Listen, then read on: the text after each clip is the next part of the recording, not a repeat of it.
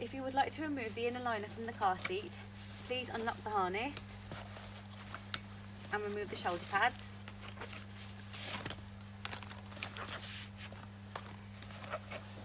Feed the harness out from the incisions.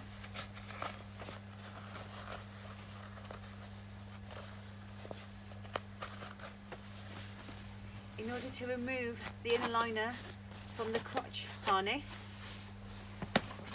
you will find a metal clip at the bottom. Please pull this forward and feed the material around the clip so that this comes off.